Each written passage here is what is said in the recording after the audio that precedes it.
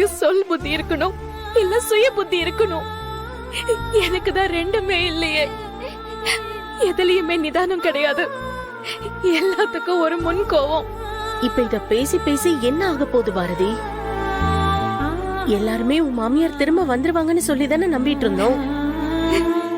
ஆனா அந்த மகராசி இப்படி பண்ணிட்டு எல்லார் தலையிலயும் இடி இறக்கிட்டு போயிட்டா. நீதான் விவரம் இல்லாம சண்டை போட்டு இருந்தாலும் உன் மாமியாராவது கொஞ்சம் பொறுமையா இருந்திருக்கணும். இப்படி அவசரப்பட்டிருக்க எதுவும் தேவையில்லை. அவங்க எப்படி பாட்டி பொறுமையா இருப்பாங்க? அவங்க யாரு? அவங்க சொத்து பத்தெல்லாம் எவ்வளவு இருக்கு தெரியுமா? அவங்களோட அந்தஸ்துக்கு அப்பேற்பட்டவங்களோட பையன் ஆதி. அவர் இங்க வந்து இப்படி எல்லாம் இருக்கணும்னு அவசியமே இல்ல பாட்டி. இருந்தாலும் அவர் எனக்காக வந்திருந்தாரு. என் வெட்டி திமிர்னால என்னையும் கஷ்டப்படுத்தி அவரையும் கஷ்டப்படுத்திருக்கேன். அவங்க அப்படியெல்லாம் இருந்துட்டு அவங்க பையன் இப்படி வந்து கஷ்டப்படுறத பார்த்துட்டு எந்த அம்மாவா இருந்தாலும் கோவம் வரதானே செய்யும். ஆனா அப்ப கூட அவங்க கோவப்படல.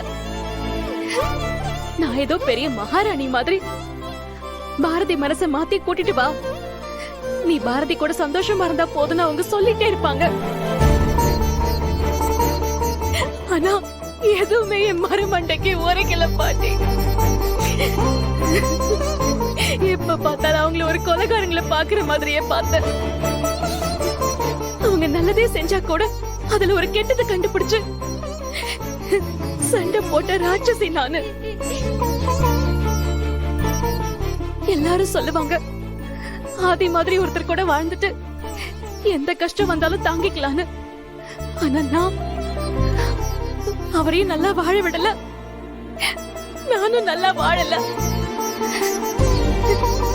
இப்போ அவங்க அம்மாவையும் வாழ விடாம நானே கொன்னுட்டேன். பாரதி போதும் பாரதி, இப்படி அழுதுகிட்டே இருந்தா பாவம் தமிழ் என்ன பண்ணுவா? பாரு அவள, பச்சை புள்ள ரொம்ப பயந்து போயிருக்கான். நான் போய் அவளுக்கு சாப்பிட ஏதாவது செஞ்சு எடுத்துட்டு வரேன். நீ கொஞ்ச நேரம் அழுகாம மட்டும் இரு. அழாதீங்க அக்கா.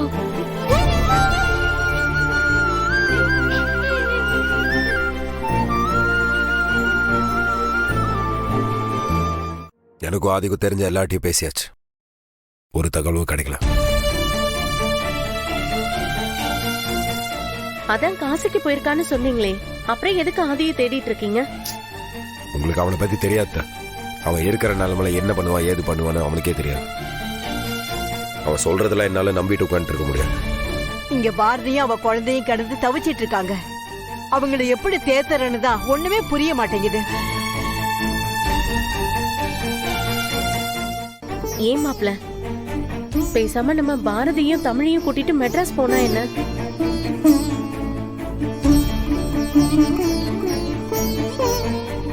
எனக்கு தெரிஞ்ச ஆதி இங்க திரும்பி வர்றது சந்தேகம்தான்.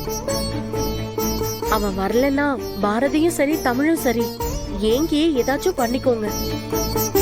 அதுக்கு பதிலா நம்ம ஆதியை தேடி போயிட்டா நாலு நல்லது கேட்டதை சொல்லி அவனுக்கு புரிய வைக்கலாம். அழகரே, லட்சுமி சொல்றது சரிதாயா. பேசாம இவங்களை கூட்டிட்டு நாம மெட்ராஸுக்கே போயிடலாம். என்னால வர முடியாது பாட்டு. ஆதியோட முகத்துல என்னால் முழிக்க முடியாது. அவன் என்னை தேடி வந்தபோது என்ன சொன்னா தெரியுமா? உடஞ்சு போன அவன் வாழ்க்கையை சரி பண்ணி குடுறான்னு என்னை கேட்டு வந்தவன். ஆனா நான் அவன் வாழ்க்கையை தொலைஞ்சு போற அளவுக்கு கொண்டு வந்து விட்டேன். அவனுக்கு அப்படி நடந்ததுக்கு நீ என்னையா பண்ணுவ? நான் தான் எதுவுமே செய்யலையே பாட்டி. அதனால தானே இதெல்லாம் நடந்துச்சு. இந்த ஊருக்கு வந்தப்போ பாரதிக்கு அவனுக்கு பிரச்சனை இருந்துச்சு. ஆனா அவங்க அம்மாவும் உயிரோட இருந்தாங்களே. இன்னும் பிரச்சனை அப்படியே தான் இருக்கு. ஆனா அவங்க அம்மா உயிரோட இல்லையே.